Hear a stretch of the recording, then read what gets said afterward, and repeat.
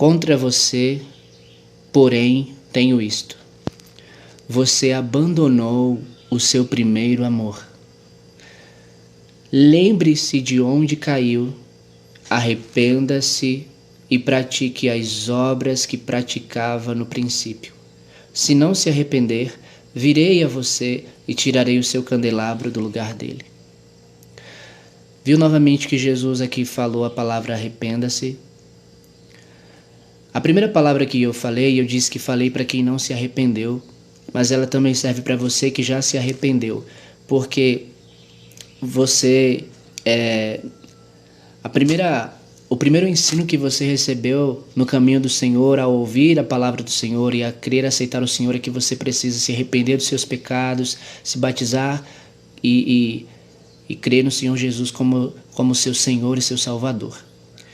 E você se arrependeu dos seus pecados, você praticou Mateus 4,17, mas você acabou caindo de novo e essa sua queda, ela te levou a você voltar, a você esfriar no amor de Deus, a você voltar àquele pecado, ao velho homem, às velhas práticas. Isso esfriou o amor de Deus no seu coração, isso esfriou sua vida com Deus, afastou você de Deus, porque é justamente isso que o pecado faz, nos afasta de Deus e nos esfria no amor de Deus, no nosso relacionamento, na nossa comunhão com Deus, porque ele gera morte e o perdão de Deus ele gera vida. Então, ouça o que Deus está dizendo no versículo 4. Você abandonou seu primeiro amor. Lembre-se de onde caiu. Recorde-se de onde você caiu. Traga a memória aonde foi a sua queda, aonde você caiu, aonde você tropeçou que levou você a cair no fundo do poço. Aonde foi o início de tudo, onde foi que tudo começou, que acabou levando você a se enroscar mais ainda nas cordas do pecado, a se sujar mais ainda nas lamas do pecado.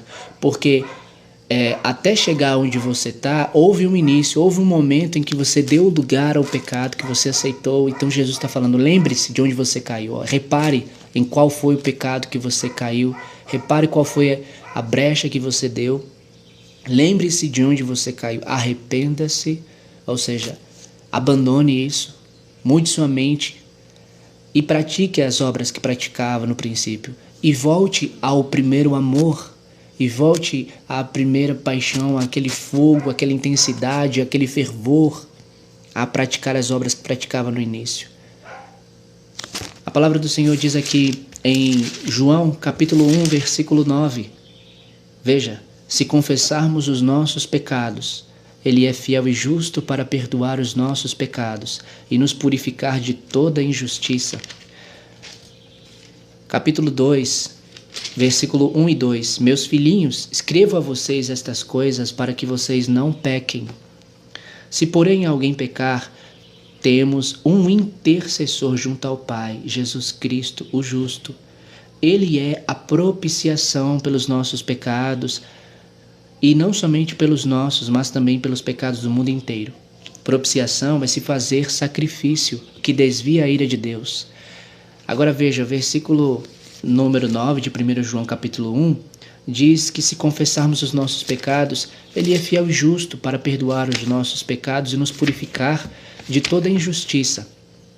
Agora quando nós vamos aqui a Provérbios capítulo 28, versículo de número 13, olha o que diz aqui.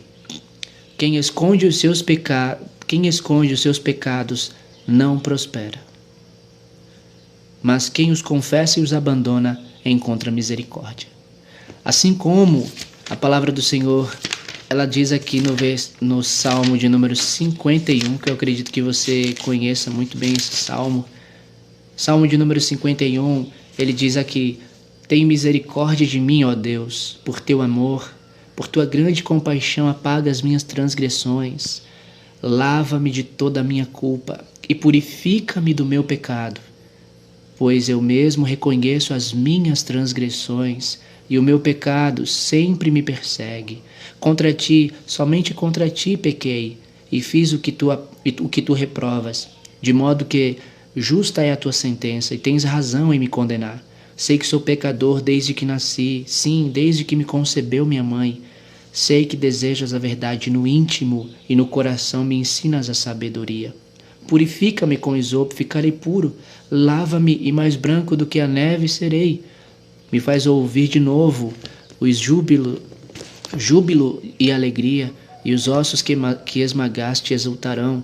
Esconde o rosto dos meus pecados e apaga todas as minhas iniquidades. Cria em mim um coração puro, ó Deus, e renova dentro de mim um espírito estável. Não me expulses da tua presença, nem tires de mim o teu Santo Espírito. Devolve-me a alegria da tua salvação e sustenta-me com um espírito pronto a obedecer. Então ensinarei os teus caminhos aos transgressores, para que os pecadores se voltem para ti. Livra-me. Aqui, sim, versículo 16. Não te deleitas em sacrifícios, nem te agradas em holocaustos, senão eu os traria. Os sacrifícios que agradam a Deus são um espírito quebrantado, um coração quebrantado e contrito, ó Deus, não desprezarás. E aí, Salmos também, versículo de número 32, se eu não estou enganado, diz aqui, ó: como é feliz aquele que tem suas transgressões perdoadas e seus pecados apagados. Como é feliz aquele a quem o Senhor não atribui culpa e em quem não há hipocrisia.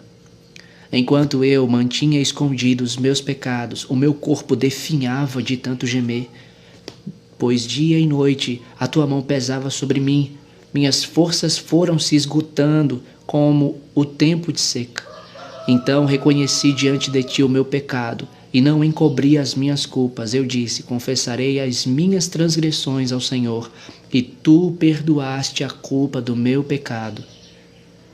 Portanto, que todos os que são fiéis orem a ti enquanto podes ser encontrado. Quando as muitas águas se levantarem, elas não os atingirão. Tu és o meu abrigo, tu me preservarás das angústias e me cercarás de canções de alegria. Eu o instruirei e o ensinarei no caminho que você deve seguir. Eu o aconselharei e cuidarei de você, diz o Senhor. Não sejam como cavalo ou burro, que por não terem entendimento precisam ser controlados com freios e rédeas. Caso contrário, não obedecem. É o que Deus diz. Veja, Deus está falando: não seja como o cavalo ou a mula, que por não terem entendimento precisam ser controlados com freios e rédeas. Ou seja, eles precisam ser puxados, empurrados, eles precisam ser agredidos, eles precisam apanhar, sentir a dor para obedecer, porque senão eles não obedecem, porque eles não têm entendimento. Mas eu e você, nós temos entendimento, nós temos consciência, e Deus nos deu essa consciência e inteligência justamente para que eu e você não se esconda de si mesmo, mas saiba o que está fazendo. Então, você sabe o que você está fazendo. E deixa eu te dizer uma coisa: você não precisa do pecado para ser feliz. Você não precisa do pecado para se sentir livre. Você não precisa do pecado para dizer que tem liberdade. Não precisa do pecado para ter alegria.